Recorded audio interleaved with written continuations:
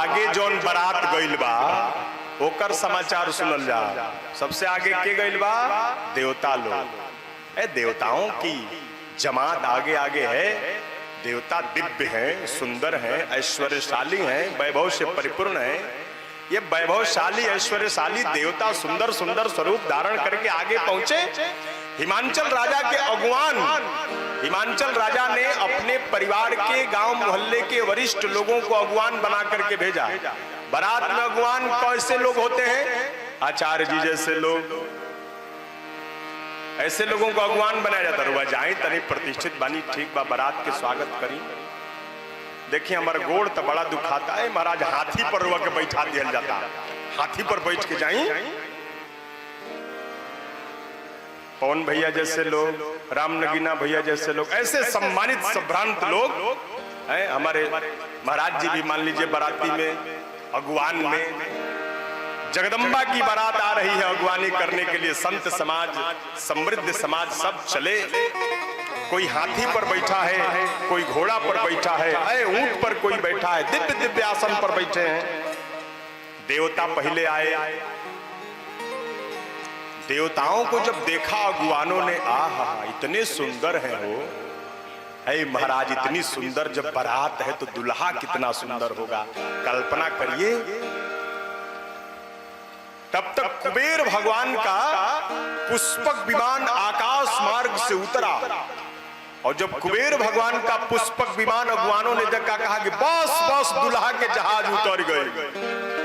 यह दुल्हा इतना दिव्य जहाज से जावता हुए ना दुल्हा हुई। कुबेर से कहा अगुवानों ने, आइए आइए महाराज आपका स्वागत है। दुल्हा सरकार आप तो यहाँ विराजमान हो जाइए, आपका अभिनंदन है, आपका स्वागत है। कुबेर ने कहा कि मैं दुल्हा नहीं हूं महाराज। आप दुल्हा नहीं है? तो आप क्या हैं? ऐसे मैं आ गया हूं विवाह देखने। बाराती है? नहीं बाराती लिया, बस दर्शक बन के आ गया। अरे जिस विवाह के दर्शक इतने सुंदर हैं, उस बारात का दुल्हा कितना सुंदर होगा। हे भगवान, जय जय सरकार की, जय जय सरकार की। सब लोग जय जयकार करने लगे। अभी कुबेर भगवान से वार्तालाप हो ही रहा था, ऐ सूर्य नारायण भगवान का दिव्य रथ उतरा। सूर्य का रथ, दिव्य रथ पर बैठ करके सूर्य नारायण भगवान उतरते हैं। सूर्य नारायण भगवान की दिव्यता जब अगुवानों ने देखी तो हाथ जोड़ लिया, कहा कि यही दुल्हा, इससे दिव्य कोई पुरुष हो ही नहीं सकता। सूर्य नारायण भगवान ने कहा कि मैं भी दुल्हा नहीं हूं भाई, आप कौन हैं? अरे मुझको बाराती मान लीजिए, चलिए। अरे बाराती जब इतना दिव्य है तो दुल्हा? अभी सूर्य नारायण भगवान से बात, तब तक देवराजेंद्र अपने दिव्य ऐरावत पर है, वैभव और ऐश्वर्य से परिपूर्ण स्वर्ग का अधिपति, स्वर्ग का राजा देवराजेंद्र उतरा ऐरावत पर बैठकर। और इंद्र की शोभा देख करके अगुवान देखते ही रह गए। इतना दिव्य पुरुष उन्होंने कभी देखा ही नहीं था। देवताओं के राजा को, स्वर्ग के अधिपति को, ऐश्वर्य और वैभव के संपूर्ण छत्र में राज करने वाले उस देवराजेंद्र को जब देखा, ये दुल्हा है। देवराजेंद्र से कहा कि हे दुल्हा सरकार आपका स्वागत है।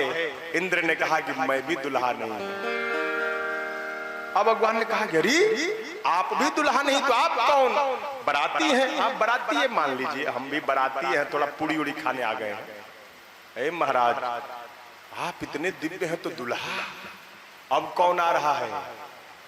वैकुंठाधिपति, लक्ष्मीपति, साकेत के अधिष्ठाता, साकेत के ईश्वर, त्रिभुवन के ईश्वर भगवान श्री नारायण दिव्य गरुड़ पर सवार होकर के जब उतरे, ऐ अगुवान तुरंत साष्टांग प्रणाम करने लगे। भगवान नारायण इतने दिव्य हैं, भगवान नारायण से दिव्य कोई नहीं हो सकता, ऐ नारायण से सुंदर कोई नहीं हो सकता। लक्ष्मीपति वैकुंठाधिपति भगवान श्री हरि नारायण जब आए, अगुवानों ने कहा कि हाँ देखा था, अरे महाराज जितने लोग पहले आए सब लोग सही कह रहे थे कि वो लोग दुल्हा नहीं, अब असली दुल्हा आइल बा। हाँ असली दुल्हा का आगमन हो गया, ये असली दुल्हा है। सब लोग जाकर के हाथ जोड़कर खड़े हुए, दूल्हा सरकार आपका स्वागत है, आप यहाँ बैठिए। कोई कह रहा नहीं यहाँ नहीं, वहां बैठिए। कोई सोफा पर बैठा रहा है, कोई गलीचा पर बैठा रहा है, कोई सुखयान में बैठा रहा है, कोई सुखपाल पर बैठा।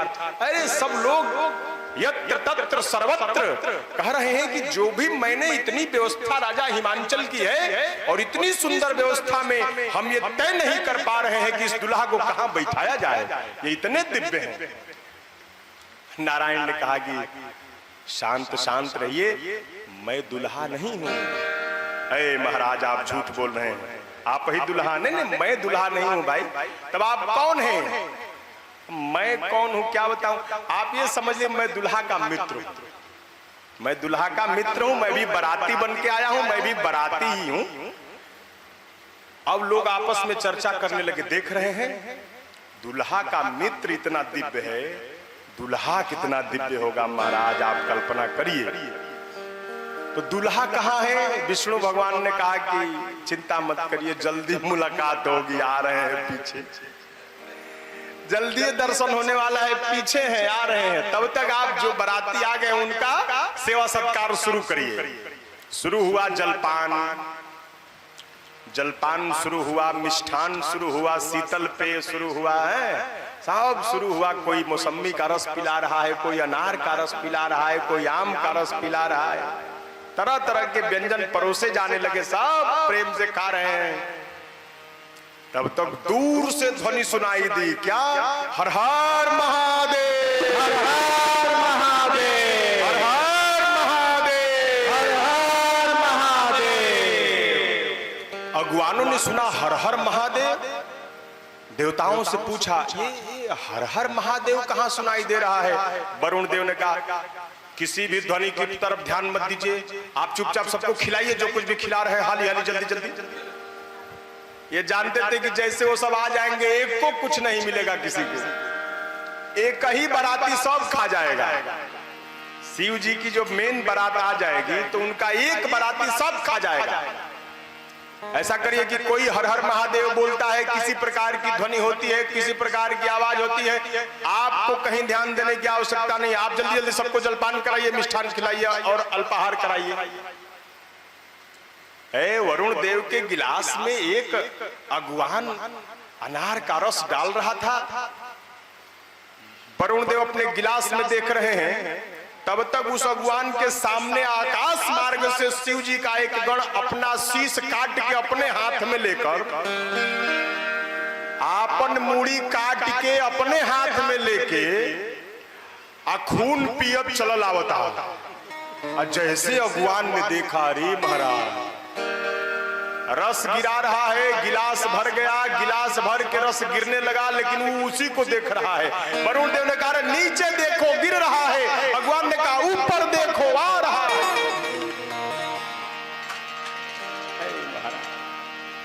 और जैसे देवताओं ने देखा, अरे बाप रे बाप, ये तो आ गए सब, जल्दी जल्दी जलपान करने लगे। अब जल्दी जल्दी के बस की बात है। तब तक धरती फटी और धरती फाड़ के कई लाख भूत प्रेत प्रकट हो गए। आसमान से जिस तरह से बरसात होती है उस तरह से आसमान से भूत प्रेतों की बरसात होने लगी।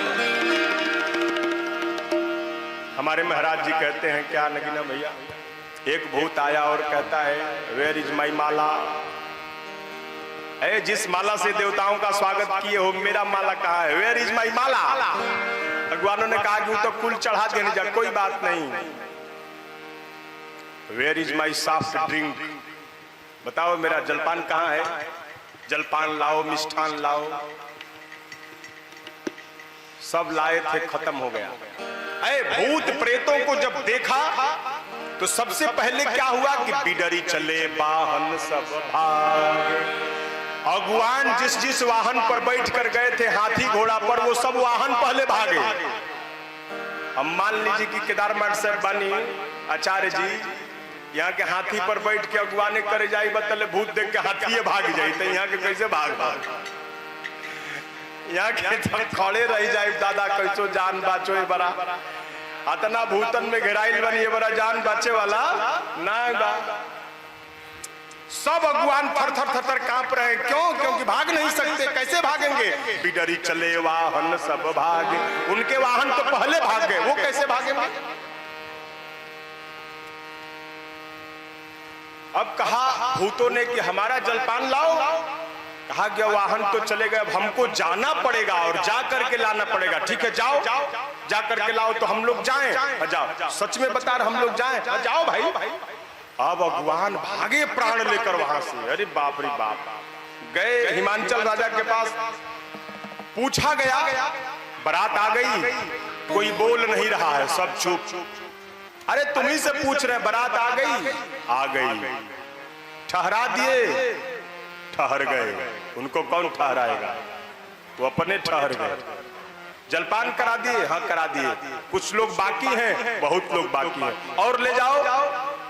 हम नहीं जाएंगे। क्यों नहीं जाओगे? किसी और को भेज दो। तो तुम क्यों नहीं जाओगे? तो जो जाएगा उसको पता चल जाएगा कि हम क्यों नहीं जाएंगे। हम नहीं जाएंगे भैया। दूसरा के जेकरा के भेजे के भेजे, लेकिन हम तो कदापि न जा सकेंगे। बहुत हो गई पहुनाई, जियत रह तो बहुत बारात के स्वागत कर। एक ही बारात के स्वागत नहीं न करके, गांव भर के बारात के स्वागत करेगा तो जिए के न पड़ी। एगो अगर भूत के मुंड खराब भइल तो मैं अगुवान के अकेले ही खा गाली, केहू न बाची। इस बारात को देखने के लिए नगर के बच्चे, छोटे छोटे बच्चे जैसे घूम रहे हैं, कि दुल्हा देखने पहले दौड़ते हैं सब। आज भी बारात कोई आने वाली गांव में रहती है तो लड़का पहले दौड़ेंगे। वहां भी हुआ था, बच्चे जितनी तेजी के साथ दौड़कर बारात देखने आए थे, बारात को देखने के बाद उसके चौगुना स्पीड में वापस दौड़ करके भागे। अरे बाप रे बाप। दौड़ करके भागे और अपनी माताओं के गोद में बैठ के जाकर के, माई जल्दी दरवाजा बंद कर, जल्दी केवाड़ी बंद कर। अरे क्या हुआ तुम लोग? बारात? अरे बारात जमकर धार की धौ बरियाता। बारात कह रही हो? यमराज की फौज आई है कि बारात आई है? आप बात कर रही हैं बारात की। अरे यमराज की फौज आई है। यमराज की फौज, भूत प्रेत पिशाच हाकिनी डाकनी पिशाचनी चुड़ैल चुड़ैला सब आए हैं बारात में। एगो दुगो ना, कई करोड़ यमराज अपनी फौज लेकर। यमराजो आया है करिया भैंसा पर, हम देखे, क्योंकि यमराज भी आए थे बारात में। कहा कि यमराज फौज लेकर आ गया, आज कोई जीवित नहीं बचेगा, जल्दी दरवाजा बंद करो। अरे तो कैसन कैसन? अरे बिकट बिकट भूत प्रेत, बिकट बिकट सांप। अरे बाप रे बाप। बिकट बिकट भूत प्रेत, बिकट बिकट सांप। अरे बाप रे बाप। बिकट बिकट भूत प्रेत, बिकट बिकट सांप। अरे बाप रे बाप। बिकट बिकट भूत प्रेत, अरे बाप रे बाप। माताओं ने पूछा कैसे कैसे हैं सब? अरे बाबू माई पूछे लगलन अचरा से ढाप। अरे बाप रे बाप। बाबू माई पूछे लगलन अचरा से ढाप। अरे बाप रे बाप। कैसन कैसन भूत प्रेत, कैसन कैसन सांप। अरे बाप रे बाप। कैसन कैसन भूत प्रेत, कैसन कैसन सांप। अरे बाप रे बाप। इतना पूछा, माताओं ने पूछा कैसे कैसे भूत प्रेत, तो कोई बता नहीं रहा है। कर क्या रहा है? कोई करे भय से विलाप और प्रलाप। कोई करे भय से विलाप और प्रलाप। कोई करे भय से विलाप और प्रलाप। कोई करे भय से विलाप और प्रलाप। कोई कहे आंख मूंद राम नाम जाप। अरे बाप रे बाप। कैसन कैसन भूत प्रेत, कैसन कैसन सांप। अरे बाप रे बाप। कैसन कैसन भूत प्रेत, कैसन कैसन सांप। अरे बाप रे बाप। कहा कि सब दुल्हा देखे दुल्हा। अरे देखनी हजम माई दुल्हा। दुल्हा कैसा है? बौराह दुल्हा है माई। दुल्हवा पागल है, बैल पर बैठा है। क्या कहा? बर बौराह बसह असवारा। बौराह दुल्हा है, बैल पर बैठ के आया है और ब्याल कपाल विभूषण छाया, सांप लपेटा है और खोपड़ी का माला पहना है, ब्याल कपाल, और श्मशान की राख से नहा के आया है। इतना बौराह दुल्हा है। बर बौराह बस असवार, छंद में लिखते हैं गोस्वामी जी। तन छार ब्याल कपाल भूषण नगन जटिल भयंकरा, संग भूत प्रेत पिशाच जोगिनी विकट मुखर जनीचरा, जो जियत रही बरात देखत पुण्य बढ़ते कर सही, देखी सौमा विवाह घर घर बात सिलर कन कही, बात सिलर कन कही, बात सिलर कन कही। बच्चों ने अपने माता पिता से कहा कि मां, बैल पर बैठ करके आया है, राख लपेटा है, सांप लपेटा है, नरमुंड की माला पहना है, भूत प्रेत पिशाचों को अपने साथ में लेकर के आया है। अरे आज वही जीवित बचेगा जिसका बहुत भारी पुण्य होगा, नहीं तो आज पार्वती और शिव का विवाह देखने के लिए इस हिमांचल नगर में कोई जीवित बचने वाला नहीं है, सभी मर जाएंगे। यमराज की फौज लेकर आया है दूल्हा। ये घर घर जाकर के बच्चों ने ऐसी बात कही, घर घर बात अस लरिकन कही। यहां बच्चों ने भगवान शंकर की लीला जान करके सबको समझाया, ए शिव जी की लीला है, सब ठीक है। उधर शिव जी ने क्या किया, शिव जी ने सोचा कि चलिए बहुत लीला हो गई, अब अपने समाज के साथ थोड़ा अलग हो जाते हैं, अपना समाज लेके थोड़ा अलग चलते हैं, देवताओं को अलग रहने देते हैं। मेरे गणों से देवताओं को थोड़ी असुविधा हो रही है, तो सबको लेकर के शिव जी कहां गए, तो राजा हिमांचल के फुलवारी में चले गए।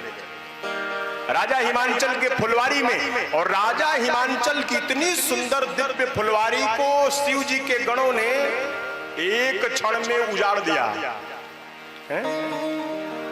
एक ही क्षण में उजाड़ दिया। इतना सुंदर पोखरा था, एक ही भूत सारा पानी पी गया, उस पोखरे का सुखा दिया, सारा बाग उजाड़ दिया गणों ने। एक मालिन थी, मालिन उसी समय फूल लेने गई थी और घूमते हुए अपने बांस के चंगेली में फूल लेकर के जब मालिन आई, देखी अरे इतने उपद्रवी मिलकर के बाग को नष्ट कर रहे हैं। अच्छा, ये उपद्रव कौन करा रहा है? ये बीच में जो बुढ़वा बैठा है, यही यही यही बुढ़वा जो है बैठा है, यही सब उपद्रव करा रहा है, सब उपद्रव। बाबा को, भोले बाबा को देख करके मालिन ने कहा, ये जो बुढ़वा बैठा है सब उपद्रव यही करा रहा है। अब क्रोधित होकर के मालिन ने वो बांस की चंगेली जो फूलों से भरी थी चलाकर शिव जी को मारा। तो पहले शिव जी के ऊपर फूल गिरा, शिव जी प्रसन्न, और फूल गिरने के बाद वो बांस की चंगेली भी गिरी, शिव जी और प्रसन्न। आज तक तो ऐसा कोई भक्त ही नहीं मिलाता हो, पुष्प तो चढ़ाया ही, उसका पात्र भी चढ़ा दिया। बारे भक्त बा, ऐसा तो कोई भक्त नहीं मिला। पुष्प भी चढ़ाया और पुष्प का पात्र भी चढ़ा दिया। इसको कोई उपहार देना चाहिए। शिव जी ने उसकी बांस की चंगेली को सोने का बना दिया। मालिन ने कहा, गरीब तो बड़ा जादूगर है, बांस के बर्तन से इसको मारने पर बर्तन सोने का बन जाता है। दौड़ के गई अपने गांव में, चलो चलो चलो, बाग में एक ऐसा जादूगर आया है, उसको बांस के बर्तन से मारने पर बर्तनवा सोने का बन जा रहा है। सब लोग अपना बांस का बर्तन लेके चलो, सब उसको मारो और अपना बर्तन सोने का बनाओ। अब पूरा गांव चला बांस का बर्तन लेकर, और जैसे नगीना भैया है, इनके पास बांस का बर्तन नहीं तो बांसवे लेके चले, छोड़ा बर्तन, बांसे लेके चला। बर्तन छोटे छोटे सोना के बनिए, बसवे सोना बना हुआ है बड़ा। बांसे से मारा, बांस को सोना बना ला। कितने लोग बांस लेकर चले, कितने लोग बांस का बर्तन लेकर चले। शिव जी जब देखे आए, तो ससुरारी में बढ़िया स्वागत होने वाला है हो। झोरी ठोके आए सिपाही, जैसे झोरी ठोके, झोरी से कई लाख बिच्छू निकले और जो जितना बड़का बांस लिया था उसको उतना बिच्छू मारे।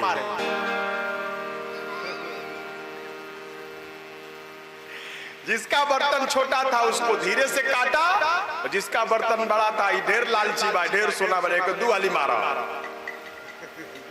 अरे ऐसी लीला भगवान शंकर कर रहे हैं ससुराल में। सब भागे, लेकिन क्षण मात्र में सबके दर्द समाप्त हो गए। क्यों समाप्त हो गए? क्योंकि भगवती माता पार्वती को ये लीला पता चल गई कि शिव जी ने आतंक मचा के रखा है मेरे नगर में, तो उनकी कृपा से सारा दर्द समाप्त हो गया। माँ है ना, माँ अपने बच्चों को दर्द में कैसे देख सकती है? माँ की कृपा हुई, सारा दर्द समाप्त हो गया। सभी लोग वहां से भागे। अब संध्या का समय हुआ, और संध्या के समय माता मैना ने खूब सुंदर आरती का थाल सजाया। देखिए, एक बात बता रहा हूं, ये अवसर यहां पर बहुत माताओं को मिला होगा। अच्छा, ईमानदारी से बताइब सब, धीरे से हाथ उठा के हेतने उठाइब सब। कितना लोग अपना दामाद के परिछले बा? बताइए भाई। हाँ, आप लोग सभी लोग, ठीक है। जो लोग अपने दामाद को परिछते हैं, जिस समय माँ दामाद का परिछन करने जाती है, उस समय उसके प्रसन्नता को नापने के लिए कोई धरती की मशीन नहीं है जो उस माँ की प्रसन्नता को नाप दे कि आज वो माँ कितनी प्रसन्न है जो अपने दामाद का परिछन करने जाती है। लोग कहेलन बड़ा न सुघर दामाद उतरले बाड़ू। जैसे जैसे लोग बोलते हैं वो अब खुशी चौगुना आठगुना सैगुना बढ़ जाएगी। इसलिए नहीं कि दामाद सुंदर है, इसलिए कि मेरी बेटी इनके साथ प्रसन्नता के साथ रहेगी, इस भावना के साथ माँ प्रसन्न होती है। आज उसी प्रसन्नता के साथ माता मैना ने दामाद को परिछने के लिए आरती का थाल सजाया और अपने सखियों के साथ मंगल गीत गाते हुए दरवाजे पर खड़ी हुई। आज भी हमारी माताएं मंगल गीत गाती हैं।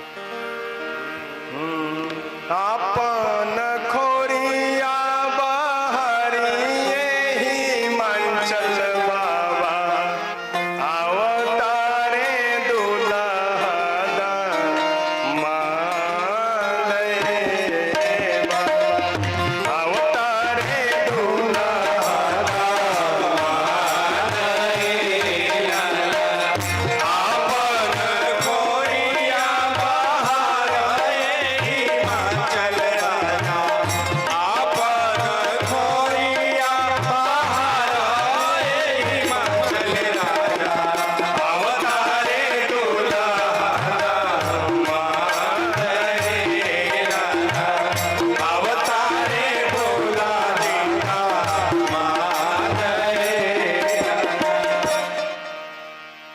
तनी ढेर गाना गाओ लगब तक कथवा बीचे में रुक जाएगी।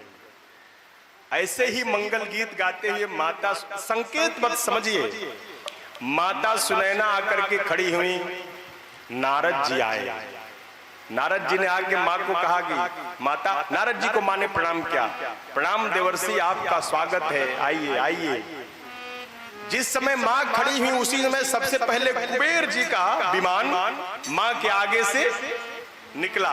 कुबेर जी को माँ ने देखा, देवर्षि से कहा कि देवर्षि, कितना सुंदर दामाद आपने चुनाव किया है।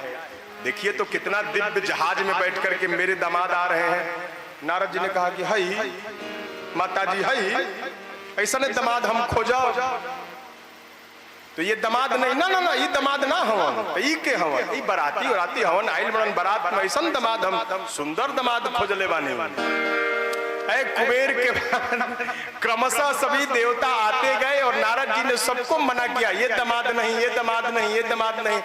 अब जब माँ ने कहा कि अरे ये भी नहीं, ये भी नहीं, ये भी नहीं, तो कौन? कितने सुंदर आपने खोजा है भाई। उसके बाद देवराजेंद्र आए, देवराजेंद्र को देख करके माँ ने कहा कि इतना वैभवशाली, इतना ऐश्वर्यशाली तो दामाद ही हो सकते हैं। कहा कि ये भी दामाद नहीं है, फिर ये कौन है? ये आपके जो दामाद हैं ये उनके सेवक वक हैं। कहा कि अरे सेवक इतना दिव्य है तो स्वामी कितना दिव्य होगा। तब तक विष्णु भगवान आए। विष्णु भगवान को जब माँ ने देखा तो कहा कि यही दुल्हा है। कहा कि नहीं ये भी नहीं है, फिर ये कौन है? ये आपके दामाद के मित्र हैं। अरे मित्र इतने सुंदर तो दुल्हा कितने सुंदर। देवर्षि आपका पुनः पुनः धन्यवाद। अब शिव जी को आना है। नारद जी कहे गौ बेजा रुकल ठीक नहीं खे, अब भागो जा से कहेंगे अब रुको तो खतरा बा, अब भागो। नारद जी ने कहा कि माँ अब सारे लोग आ गए, अब इसके बाद जो आएंगे वो आपके दामाद ही होंगे। अब मुझे आज्ञा दीजिए, अब मैं चलूं? ये दोनों पक्ष के लोग हमको जानने वाले हैं, बहुत लोगों से मिलना जुलना है। और वैसे भी माँ आप तो जानती हैं कि मैं बहुत देर तक एक जगह रुक ही नहीं सकता, इसलिए आप मुझे आज्ञा दीजिए। माँ ने कहा कि बहुत बहुत धन्यवाद, आपने इतना सुंदर दामाद। कहा कि मैया विवाह के बाद भी आप ये कहते रहे तब न जानू, अभी तो आप मुझे आज्ञा दी। नारद जी वहां से भागे, भागो। अब शिव जी धीरे से संकेत कर दिया, सप्तऋषि खड़े हो गए। वहां सप्तऋषि आकर के खड़े हुए। शिव जी की बारात आई, भूत प्रेत पिशाच। मां अरे ये कौन आ रहा है भाई? सप्तऋषियों ने समझाया घबराइए नहीं, अभी देवता गए। हाँ आपके दामाद देवताओं के भी स्वामी है, ठीक। अभी भूत प्रेत जा रहे हैं, आपके दामाद इनके भी स्वामी हैं। आपके दामाद इतने दिव्य हैं कि वो देवों के भी स्वामी हैं और भूतों प्रेतों के भी स्वामी हैं, सबके स्वामी हैं। कहा गया है कितनी क्षमता है मेरे दामाद में, भूत प्रेत का जो स्वामी हो जाए, देवताओं का जो स्वामी हो जाए। अब शिव जी आए। तो शिव जी आए, कैसे आए कि पहले नंदी आए। तो माँ ने किसको देखा? पहले नंदी को देखा, बैल को। और क्या दिखाई दिया? शिव जी का पीठ दिखाई दिया, उल्टा बैठे हैं। सप्तऋषियों ने कहा कि माँ पहले नंदी की पूजा करिए, ये वृषभ है, ये धर्म है। पहले धर्म की पूजा करिए, उसके बाद अपने दामाद की पूजा करिएगा। माँ ने नंदी की पूजा की। भगवान शंकर प्रसन्न है, आज हमारे सेवक की पूजा हमसे पहले हो रही है। ओ है शिव जी प्रसन्न हो गए, मगन है। ये संसार तो मेरी पूजा करता है पहले, लेकिन आज मेरे सेवक की पूजा मुझसे पहले हो रही है। मेरी सेवक की सेवा सार्थक हो गई। उसी समय से नंदी भगवान शिव जी के मंदिर के पहले रहते हैं। पहले नंदी जी को प्रणाम करिए, अनुमति लीजिए, तब गर्भगृह में जाइए। नंदी भगवान की पूजा विधिवत हुई, सप्तऋषियों ने कराई। अब कहा कि दुल्हा को दिखाइए। तो दुल्हा को सीधा करने के लिए पहले बैल को उल्टा किया गया, तब दुल्हा को सीधा किया गया। वाह, नंदी उल्टा दुल्हा सीधा। और जैसे दुल्हा को देखा, मां ने नजर सीधे कहां गई? वक्षस्थल पर। अभी मुखमंडल नहीं देखा। मां की नजर जब दुल्हा घूमे तो वक्षस्थल पर गई और यहीं विकराल काल रूपी सर्प फुफकार रहा है। और फुफकारते हुए सर्प को जब मां ने देखा है, डर के मारे आंख मां की बंद हो गई। हाथ से जल का पात्र छूट गया, एक हाथ से आरती की थाली छूट गई। मां डर के मारे थरथर कांपने लगी। सखियों ने संभाला, अंदर लेके गई। मां ने दरवाजा बंद कर दिया और सारे सखियों के साथ देवताओं ने कहा कि हो गए लूहे जौना के डर रहल। जब दुल्हन के माइये के ऐसन दशा बा, ब्याह होई भला? बताओ जाओ, ये कौन काम रहा इनका? इतना भयानक रूप बनौला के, इतना भयानक रूप बना के दुल्हन के माइये के डरवा दिलन। ब्याह न करी है अब अपना लड़की से इनका। बाबा चुपचाप वहां खड़े हैं। देवताओं ने कहा कि चलिए सरकार। कहां चले के? चलिए अब घर, अब ब्याह ना हो। क्यों नहीं होगा? अरे महाराज इतना अपमान हो गया आपका, और इतने अपमान के पश्चात भी अभी आपका विवाह होगा ही? कहां अपमान हुआ? अब कैसे अपमान होगा? अब कैसे अपमान होगा? आपको देखकर आपकी आपकी सास ने अपनी आंख बंद कर ली, अपने जल का पात्र गिरा दिया, अपने आरती की थाल गिरा दी, इससे बड़ा अपमान क्या हो सकता है? मुस्कुराते हुए शिव जी ने कहा कि तुम मूढ़ देवता हो, तुमको इसका रहस्य नहीं पता क्या? मेरी सास बहुत ज्ञानी है। क्या ज्ञानी है भाई? जब सास ने मुझको देखा कि मेरे शीश पर से गंगा जी बह रही हैं, तो जिसके सर से ही गंगा जी प्रवाहित हो रही हो उसको एक लोटा गंगा जल लेकर के क्या अर्घ देना है? जेकरा कपड़े पर से गंगा जी बहत रही हो के एक लोटा गंगा जल का चढ़ाओ के बाद छोड़ा हटाओ गंगा जल गिरावा, आरती का थाल क्यों गिरा दिया? कहा गया रे देवताओं, मेरी सास ने जब देखा कि शीश पर दूजी का चंद्रमा इतना प्रकाश कर रहा है, उसको एक दीपक दिखाने का क्या फायदा है? आरती का थाल गिराओ। अब कहा कि अच्छा तो ये तो ठीक है, आपके मुख पर दरवाजा क्यों बंद कर दिया? हाँ ये बात है, ये तुमको बता रहा हूं, जगह जगह की ऐसी रीत होती है। हमारे ससुराल की यही रीत है, दुल्हा को देख के दरवाजा बंद कर लिया जाता है। सब ठीक है, कुछ नहीं बिगड़ा, सब विवाह होगा, चलो जनवासा में। शिव जी देवताओं को लेकर के जनवासा में गए। वहां विष्णु भगवान ने कहा, ए महादेव, क्यों डराया आपने अपनी सास को? शिव जी ने कहा कि प्रभु आप तो जानते हैं मैंने डराया नहीं है, वो डर गई है। क्यों डर गई? कहा कि प्रभु उन्होंने जब मुझे देखा तो मेरे गले में लिपटा हुआ काल दिखाई दिया, और काल देख करके वो डर गई। काल देख के थोड़ा ठहर गई होती और अपनी दृष्टि को काल से ऊपर उठाया होता, तो एक क्षण के लिए भी अगर उन्होंने अपनी दृष्टि को गर्दन में लिपटे हुए काल से ऊपर उठाया होता, तो काल के ऊपर ही मुझ महाकाल का दर्शन हो गया होता। और एक बार महाकाल का दर्शन हो जाता, फिर जीवन में कभी उसको काल का भय नहीं लगता। काल उसका क्या करे जो भक्त हो महाकाल का। एक बार महाकाल का दर्शन कर लेती तो जन्म जन्मांतर तक काल का भय समाप्त हो जाता। मैंने नहीं डराया प्रभु, वो स्वयं डर गई, तो मैं क्या करूं?